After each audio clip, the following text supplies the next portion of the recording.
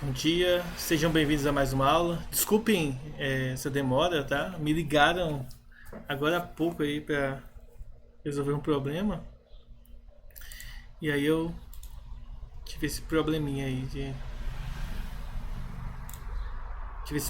Então, vamos dar início à nossa aula. A gente vai falar hoje sobre campos magnéticos. Nós estudamos campos elétricos e hoje vamos, né, graças a Deus, estar dando continuidade ao conteúdo, começando o módulo novo, módulo 10, tá? Provavelmente é um caderno novo para vocês.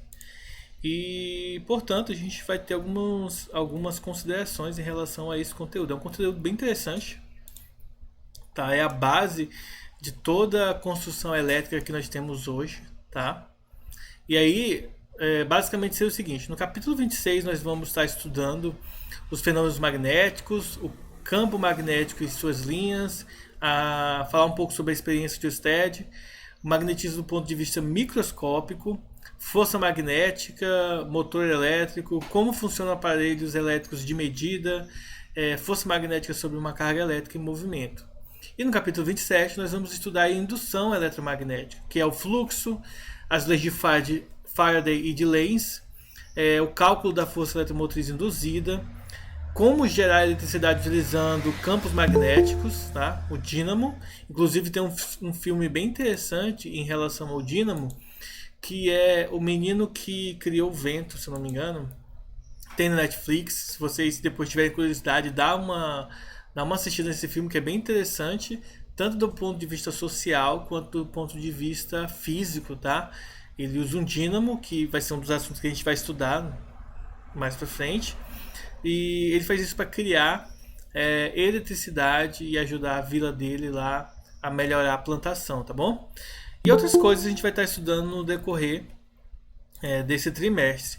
Uma outra coisa que é interessante vocês verem, talvez para quem goste, tem um anime, tá? Chamado Dr. Stone, também, que ele faz uma construção elétrica e magnética para geração de energia elétrica, tá?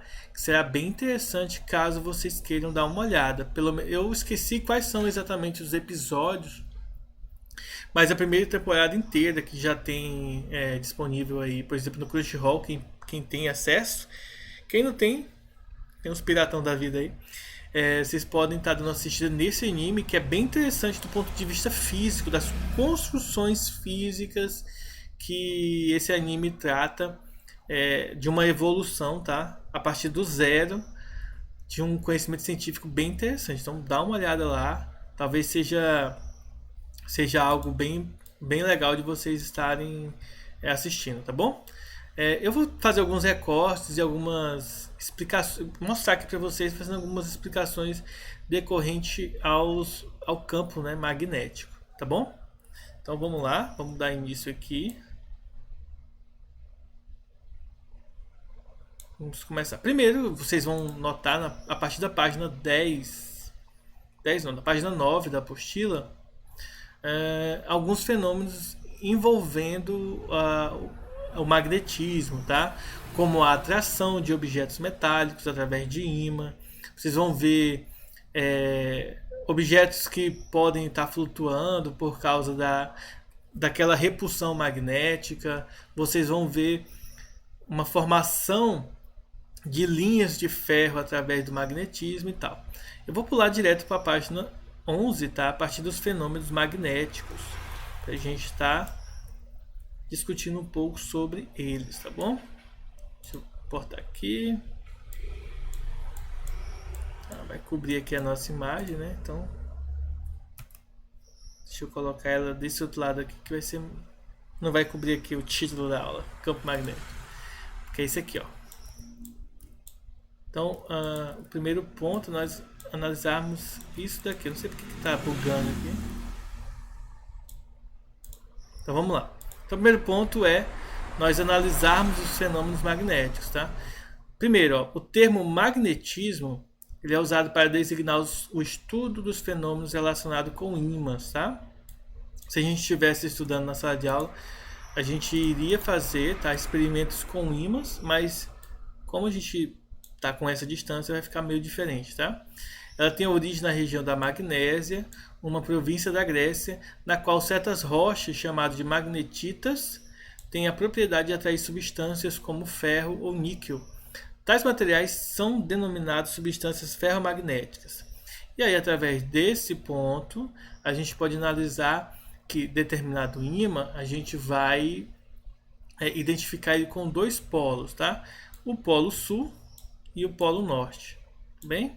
Então, a partir desse tipo de consequência, dada uma bússola, ela vai ser uma agulha imantada, apoiada de maneira a poder girar livremente em torno de seu centro. Isso aqui é interessante, vocês podem até criar na casa de vocês. Se vocês tiverem algum ímã, vocês podem pegar o ímã, tá?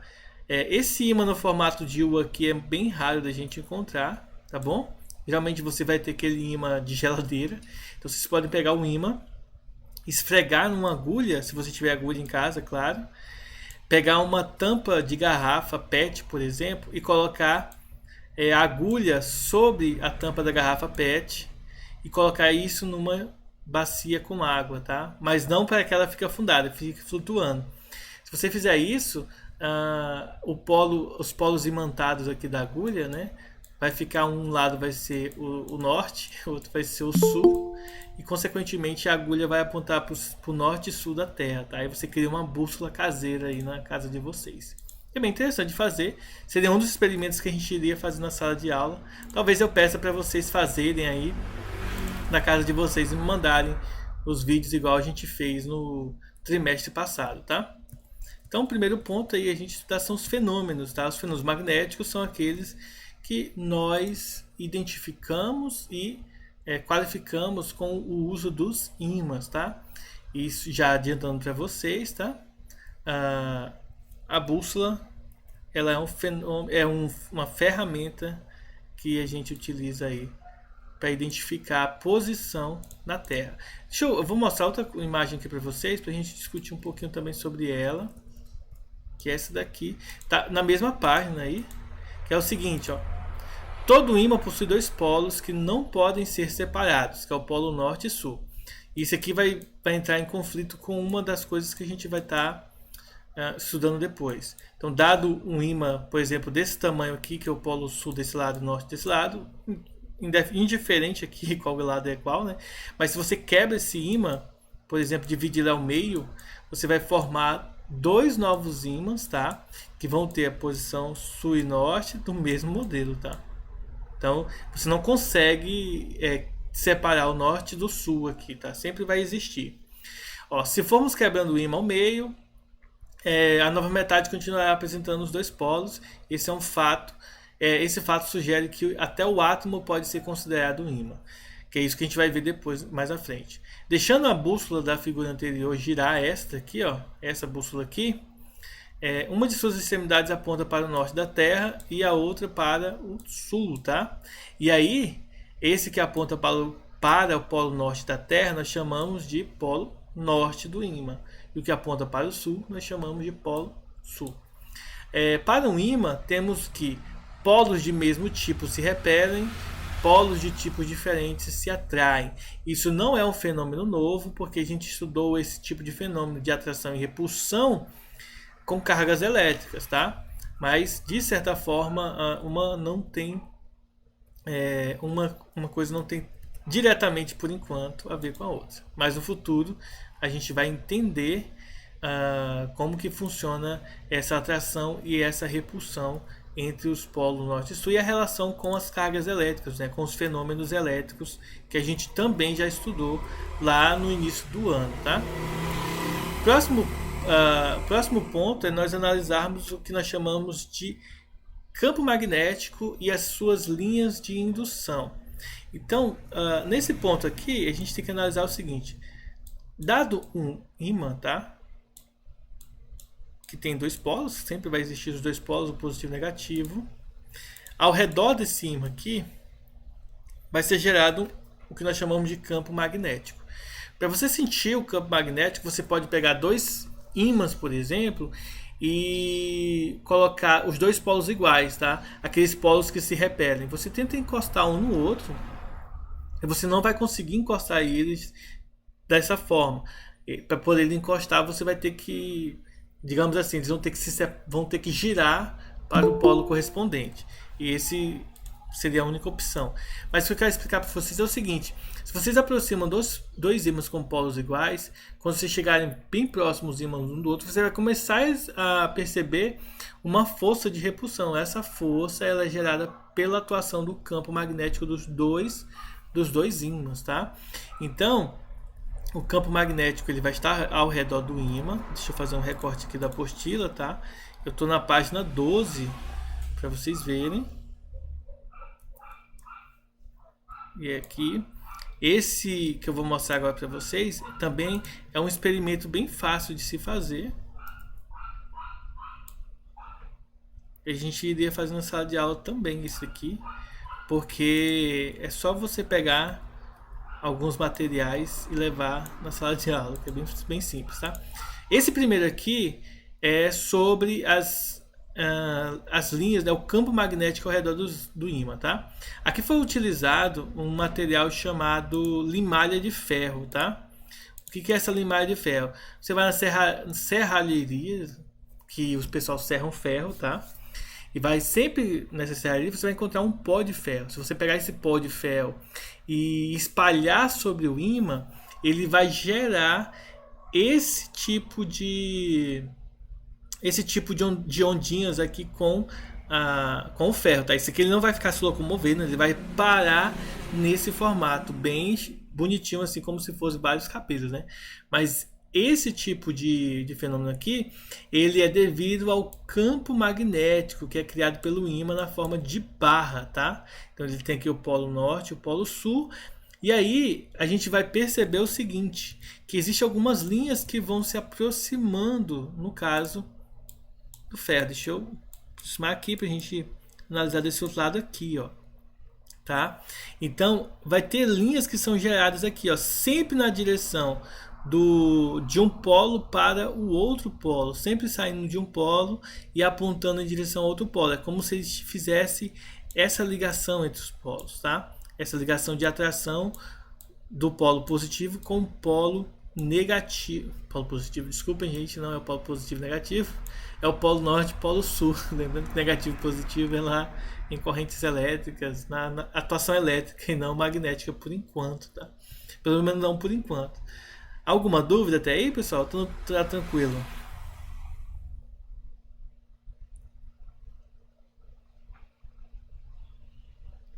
Tranquilo, né?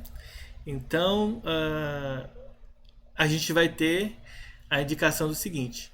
Quando nós estudamos o campo elétrico, tá? Agora é o campo elétrico, não magnético. A gente definiu o campo elétrico com a letra E, o vetorzinho com a letra E, e algumas características que ele possuía, tá? Agora a gente vai denominar o campo magnético, tá? Que nós vamos indicar pela letra B. E aí vai ter algumas características que eu vou colocar agora pra gente aqui, pra gente analisar, tá? Então, pra gente analisar aqui, eu vou fazer o seguinte, eu vou gravar aqui a tela do computador toda, a apostila na verdade, pra ficar mais... só que aí não vai dar certo pra mim. Porque eu tô gravando também pra colocar no YouTube, aí se eu fizer a gravação da tela inteira, eu vou ter que desligar o programa e ligar de novo. Então pra mim não vai rolar não. Deixa eu mostrar aqui pra vocês, tirar o print, né? Pra gente estar analisando aqui essas informações. Pelo menos as primeiras informações aqui que são bem importantes, tá?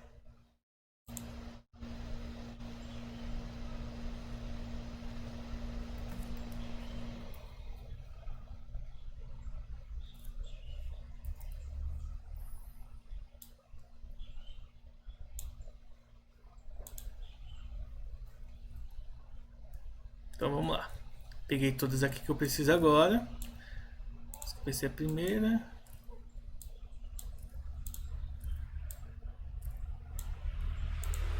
Essa parte agora que eu vou mostrar para vocês, pessoal, se encontra na página 12, tá, do livro.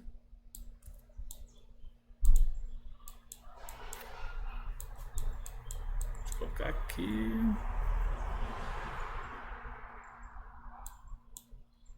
Então vamos lá.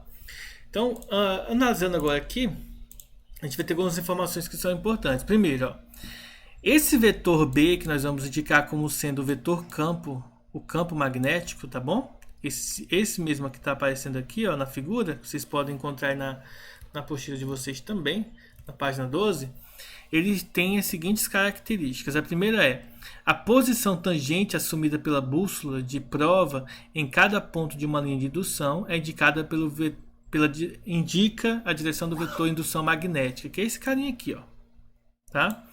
O sentido desse vetor e o das linhas de indução é aquele apontado pelo polo norte da bússola de prova. A figura a seguir mostra como localizar o vetor B em alguns pontos do campo magnético. Então, a partir do campo magnético, ele sempre vai ter basicamente essas posições aqui, sempre tangenciando um determinado ponto. Se eu quiser observar ele nesse ponto aqui, então ele vai tangenciar. Observem que ele vai, ó, de encontro com a direção em que a linha está apontando, ó, mas sempre tangenciando ela, tá? É uma reta tangente aí nessas direções. Próximo ponto que a gente tem que analisar aqui é em relação às linhas de indução. Acho que está um pouco pequeno aqui, mas acredito que dá para ler, ó. Então, as observações em relação à linha de indução é as linhas de indução, que são essas linhas que são geradas aqui através do ímã, ao contrário das linhas de força, elas são fechadas, ou seja, elas saem do polo norte, entram no polo sul e se completam passando pelo interior do ímã, tá? Então, ó, elas saem do norte e vão para o sul, então a direção é do norte para o sul. Então, aqui é bem importante para vocês, digamos assim. Não é uma questão de decorar, mas é uma questão de vocês identificarem, tá?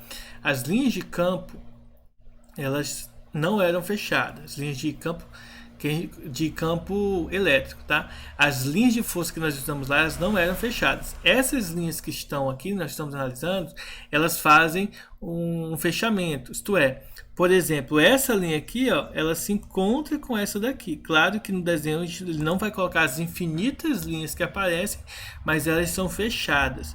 E além disso, uma coisa importante para a gente entender, né, e a gente gravar isso aí para as provas, para os exercícios, enfim, é que elas saem do polo norte e entram no polo sul, tá? Então elas fazem esse trajeto, saindo do norte para o sul.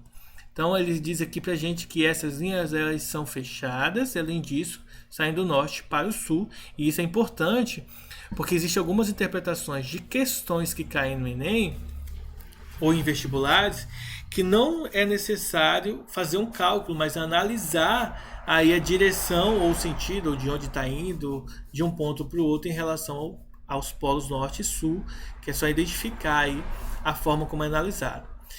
A segunda observação é o seguinte: as linhas de indução são mais juntas uma das outras, nas regiões próximas aos polos, indicando com isso que nessas regiões o campo magnético é mais intenso. Ou seja, quanto mais próximo do ímã, mais próximos serão as linhas de indução magnética, tá? Então, aqui é bem tranquilo da gente entender. Quanto mais próximo do ímã, quanto mais próximo dos polos, mais juntas estarão as linhas, tá bom? Isso aqui é importante porque quando a gente analisa um desenho só, sem a necessidade, ou sem muitas informações escritas, mas sem visual, a gente vai observar aí as regiões que estão próximas, as linhas estão próximas, para identificar, por exemplo, que é um polo positivo ou um polo negativo, tá? Muito próximo significa que são polos. Se estiver saindo desse polo é norte, se estiver entrando nesse polo é sul, tá? Terceira observação frequentemente os vetores utilizados neste capítulo, né, nesse nosso estudo, será o vetor velocidade, indicado pela letra V, o vetor campo magnético, B, e o vetor força magnética, F, tá? São indicados assim. E tem uma coisa muito importante, que é nós identificarmos visualmente esses vetores, tá? Eles vão ser identificados pela seguinte simbologia: ou por um X e ponto, ou por um X e um ponto com círculo, tá? e eles têm uma interpretação referente a esse visual, tá? O símbolo, esse símbolo aqui do ponto A aqui, né, no item A, ele representa que o vetor está entrando na folha, tá? O X está entrando na folha e o ponto ele está saindo da folha. Então, quando vocês verem esse tipo de desenho, geralmente eles vão estar aparecendo assim, ó. Você vai ter lá um campo, né, representando um campo, e aí você tem um X assim. No lugar que tiver o X, significa dizer que o campo está entrando na folha. Se você observar a folha, seria basicamente assim, ó. Isso aqui é a folha de perfil, tá? Eu fiz ela bem grossa, mas ela é bem fininha. Então, essa aqui seria a folha, deixa eu corrigir, né? Vamos fazer a folha assim, ó. Então, suponha que isso aqui seja a folha. Quando o campo está representado por um X, tá, gente? Por um X, digamos que isso aqui tudo seja X, tá? X assim, ó. Rapaz, mas tô conseguindo fazer um X. Então, suponha que isso aqui seja X, tá? O que vai acontecer? As linhas de campo, elas significam que elas estão entrando na folha. Dessa maneira aqui, ó. Estão apontando para a folha, tá bom?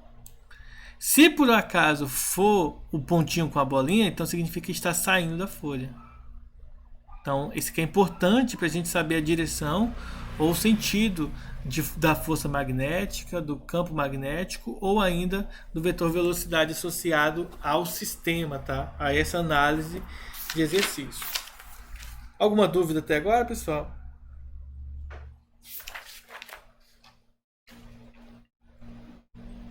Tranquilo, né? Agora a gente vai analisar um pouco sobre o campo magnético da Terra. Vou colocar aqui as imagens referentes e explicar para vocês o que nós precisamos entender sobre o campo magnético da Terra, tá?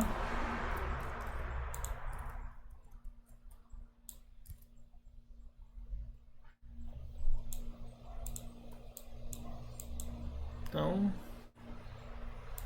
vamos lá. Então, em relação ao campo magnético da Terra, a gente tem o seguinte. Primeiro, no século XVI, o William Gilbert, médico da Rainha Elizabeth I, sugeriu que a Terra era um grande ímã, responsável pela orientação das bússolas, quando colocadas em cada ponto de sua superfície. Interrogando navegantes e utilizando o ímã de forma esférica, ele descobriu a configuração desse campo magnético, que seria essa figura aqui, ó. O polo sul magnético, tá? Aqui em cima é o polo sul magnético. Deixa eu trocar aqui para o vermelho. Ok? Então ele descobriu que o polo sul magnético é essa região aqui de cima, que na geografia nós estudamos como sendo o polo norte geográfico, e o polo sul geográfico é o que nós chamamos de o polo norte magnético é o que nós chamamos de polo sul, tá? Então na Terra, que é um grande ímã, nós teremos aqui o polo norte e sul geográfico, que é o que nós aprendemos na geografia e é o que nós utilizamos a nomenclatura do dia a dia, tá? E magneticamente, o polo sul se encontra lá no norte do nosso planeta e o polo norte se encontra no sul do nosso planeta. Isso por quê? Porque como vocês viram aqui no início, a gente comentou um pouco que o polo norte da agulha, tá? Da agulha magnética, ela vai apontar para o polo sul da Terra, né? Nesse caso aqui, o polo sul da Terra, quando você pega uma bússola, ele estaria teoricamente sempre apontando para cima. Teoricamente não. Isso acontece, ele está apontando para cima. Mas essa correção ela é dada pela seguinte nomenclatura, né? Geograficamente, o polo norte fica em cima e o sul embaixo, e magneticamente, o polo sul fica em cima e o polo norte fica embaixo, tá na parte de baixo do planeta Terra. Deu para entender assim, pessoal? Ficou claro essa conversão? Então, basicamente, é essa diferença aí, tá? Então, digamos assim, ó, pela figura anterior, observe que, na realidade, um polo norte geográfico corresponde ao polo sul magnético, pois é capaz de atrair o polo norte de um ímã, como a gente viu anteriormente. Isso que eu já falei para vocês. O ponto mais interessante é esse aqui, ó. O eixo do dipolo magnético da Terra está deslocado de 15 graus em relação ao eixo de rotação do nosso planeta. tá? Por isso que o nosso planeta ele tem essa leve inclinação aqui. Ele não é basicamente o eixo de rotação dela, não é exatamente aqui, tá? E se eu não me engano, esse eixo de magnético, né, que está distante aqui 15 graus do eixo central, eu acredito que o de rotação também tem uma inclinação acho que um pouco maior. Não lembro bem se eu tinha em mente que era 23 graus, mas essa informação aqui eu vou deixar escapar. A gente teria que dar uma pesquisada mais a fundo para ver, porque eu não lembro muito bem, tá? Olha só, então continuando aqui, ó. O campo magnético da Terra também é modificado pelo vento solar, formado por partículas carregadas que são ejetadas pelo Sol, e essas cargas elétricas geram um campo magnético que, somado ao campo magnético terrestre, resulta num campo bem diferente daquele produzido individualmente pela Terra. É como se a gente tivesse um ímã, tá, gente? Um ímã aqui modificando o ímã que a Terra já possui, tá? Então, o campo magnético real da Terra ele é modificado através desse vento solar que está carregado de partículas elétricas, fazendo aqui uma mudança na carga elétrica da Terra. Supõe-se que o magnetismo da Terra tenha sua origem nas correntes elétricas existentes nas camadas líquidas e condutoras de seu núcleo, fazendo com que esse núcleo se comporte como um gigantesco ímã, tá? E vai ter algumas observações na página 13 que seria interessante para vocês darem uma estudada, tá bom? O nosso ponto aqui é observarmos agora, dar uma pequena introdução sobre o experimento de Ørsted, tá? Deixa eu dar uma limpada aqui nesses pontos que a gente já viu.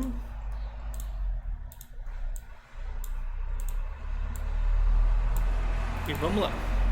Então, o experimento de Ørsted, eu vou pegar aqui a imagem referente, só para a gente dar uma pequena contribuição a essa análise, tá?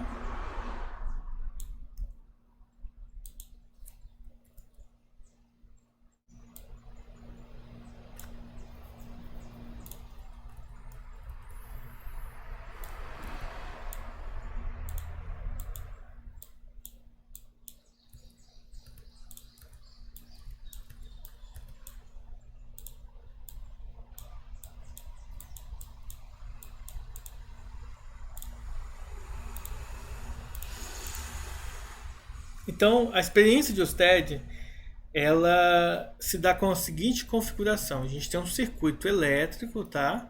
Observe que isso aqui é uma corrente elétrica e nessa corrente aqui a gente vai observar, tá? Uma bússola que está aqui próximo à passagem da corrente elétrica. Então a gente vai entender o seguinte, ó. Na primeira figura nós temos a bússola, o fio, e estão orientados na direção norte-sul do campo magnético da Terra. Então, esse fio que está mais escuro aqui, ele foi posicionado na mesma direção de equilíbrio de uma bússola para que ele indique que é a direção do polo norte-sul da Terra, tá bom? No ponto B, aqui na figura B, o que acontece? A chave aqui, ó, ela é acionada, a chave do circuito aqui ela está aberta, não tem passagem de corrente. E aqui na figura B, fecha-se a chave, e aí o circuito fica fechado, e como a gente sabe, circuito fechado, há passagem de corrente elétrica sobre esse circuito. E o que vai acontecer? Quando o circuito recebe corrente elétrica, essa corrente que vai passar aqui nesse fio vai fazer uma modificação, tá, gente? Isso acontece na vida real, ela vai modificar a posição da bússola, tá? Então a bússola vai sofrer uma mudança de direção devido à passagem de corrente elétrica. E com isso, pessoal, a experiência de Ørsted, ela traz para a gente, digamos assim, uma abrangência muito grande em relação aos efeitos magnéticos. Por quê? Porque ele conseguiu comprovar que a corrente elétrica, tá, estabelece um campo magnético, não só um campo elétrico, não só um campo elétrico está envolto das cargas elétricas, mas também quando se há corrente elétrica, é possível induzir, é possível estabelecer um campo magnético, no caso, em torno dos fios, tá? E isso é muito, isso aqui é muito importante para o estudo, para o crescimento, foi muito importante para o crescimento do estudo da física elétrica e da física magnética, tá? E depois junta-se isso num campo de estudo só, que é o estudo da física eletromagnética, tá bom? Então a experiência de Ørsted, ela trouxe essa abrangência muito grande nesse estudo, tá bom? Então, esse seria o nosso resumo da aula de hoje, pessoal. A gente vai concluir aqui com o experimento de Ørsted. Depois a gente vai estar estudando a parte microscópica dos átomos, tá? Do magnetismo. E além disso, a gente vai ter como calcular o campo elétrico. A gente vai ver como que calcula o campo elétrico. Mas isso eu vou deixar para quarta-feira, que a gente vai ter 2 aulas, tá? Hoje são aulas teóricas sobre a introdução do eletromagnetismo. E aí na quarta a gente retorna e estuda a parte de matemática, né? Como que a gente faz o cálculo do campo magnético e das coisas em si, tá? Alguma dúvida?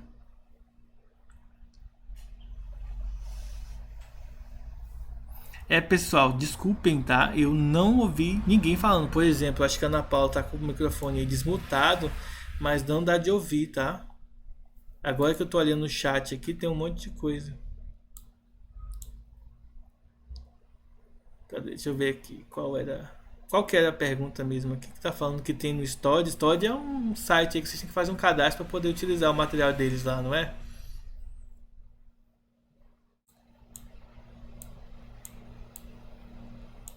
Ferreto. Vamos lá. Então, esse é o resumo da nossa aula de hoje. Aí eu vou fazer chamada com vocês aqui. E aí não saiam, tá?